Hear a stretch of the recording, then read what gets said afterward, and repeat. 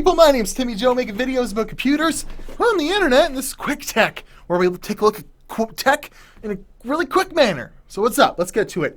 BenQ EW3270U, 32-inch 4K monitor that's really geared towards media consumption. We're going to start the video off by fixing my main gripe with it.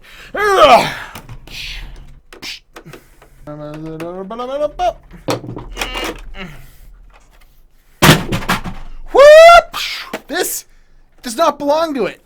It's actually from a much cheaper Asus monitor.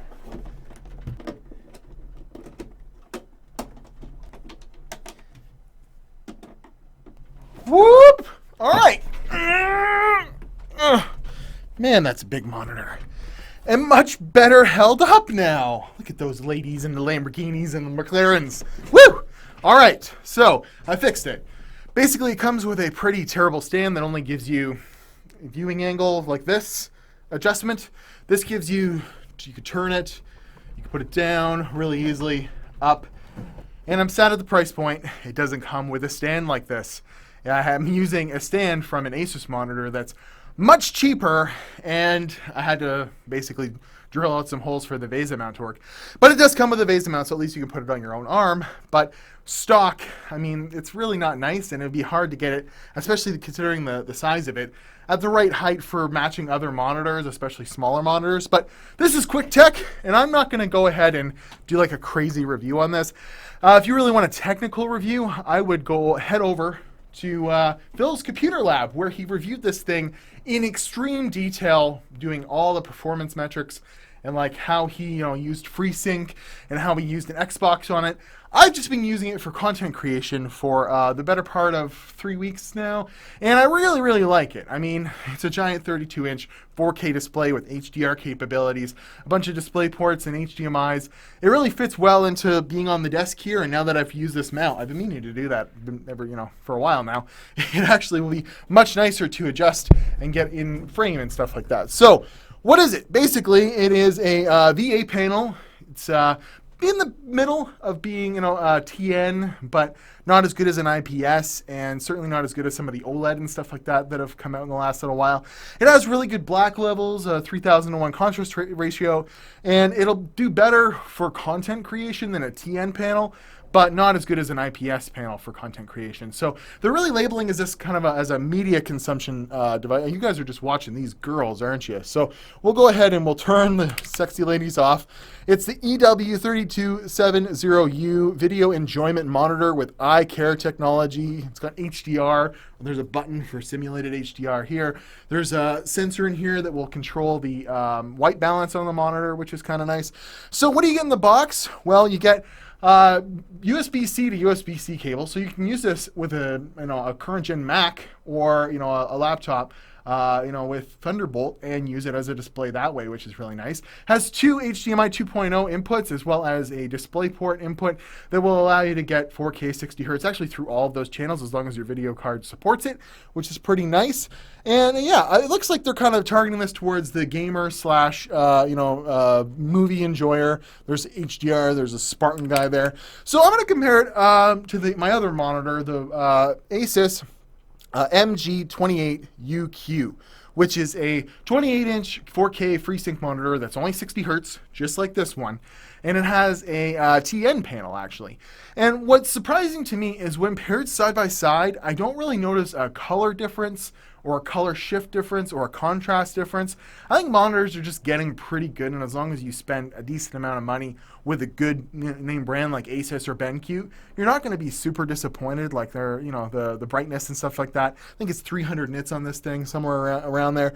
It's going to be good enough for HDR. I don't know. So over this monitor, it's pretty much kind of the same. It looks the same on the sRGB color preset to me, which goes to show like it's got pretty good coverage of our sRGB. It'll be good for some mild content creation and stuff like that. But let's check though. This is how much it is though. It's $599, so $600 compared to you can get this Asus for a little over half, $349.99.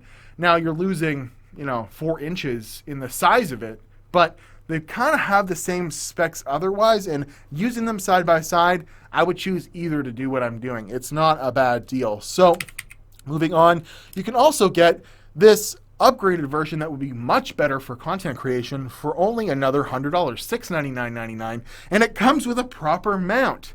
So that kind of makes me sad. It actually has what looks like much better inputs and stuff too.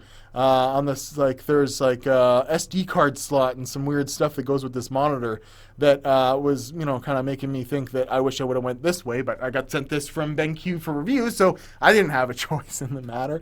So yeah, we'll put this on. Nice little demo, and I'll kind of just go over some of the other specs and how I feel about it. So it's got an edge-lit display, and I did turn HDR on for a few things. There is a simulated HDR mode, as well as you can, I don't have an Xbox to use or like something that will actually benefit from the HDR that's in this. I can only use Windows.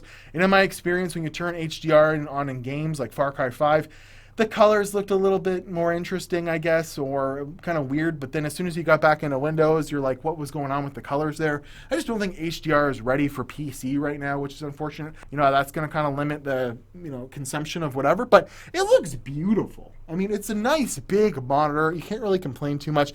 Has FreeSync that only goes 40 to 60 hertz.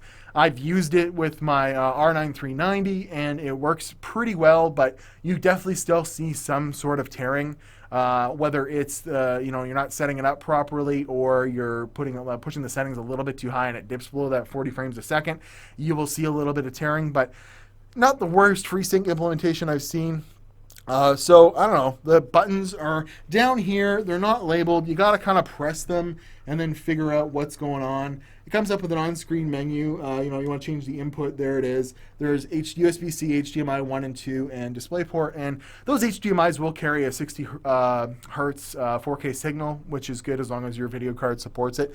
So I just wanted to say there's one feature on here that I really do enjoy. It's you can turn off automatic cycling of the inputs, which is very helpful for me, because when I'm testing different computers, I like to plug, you know, my main computer into this monitor and then plug a secondary computer I'm doing a bench on into it. And with my Asus monitor, there's no way to turn off an auto cycling of the inputs once one has gone away. So if I'm on USB, or if I'm on HDMI 1 and I remove that, all of a sudden it goes to HDMI 2 automatically.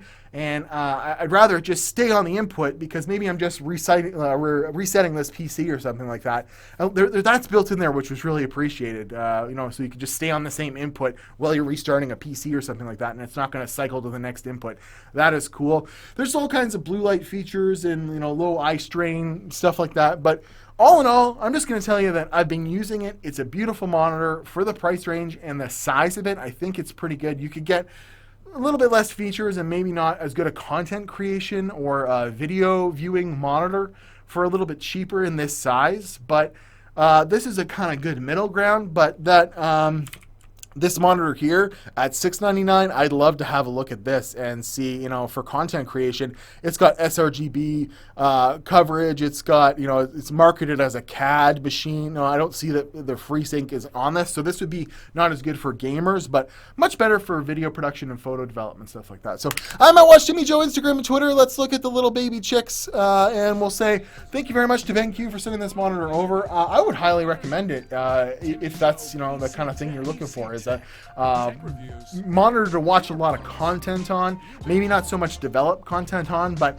if you're looking for a good sweet spot between gaming monitor and content production, this is kind of meeting in the middle, which I think, you know, there's a good audience for that out there. So I'll see you guys in another video. Thank you very much for watching. I'm at Watch Timmy Joe, Instagram and Twitter, and thanks to BenQ for sending this monitor over. It is a treat, and if they just updated the stand, I think I would have given it a little bit better of a complete recommendation. Links as always to Amazon in the description below, and yeah, we'll see you guys in another video. He makes videos about computers on the internet.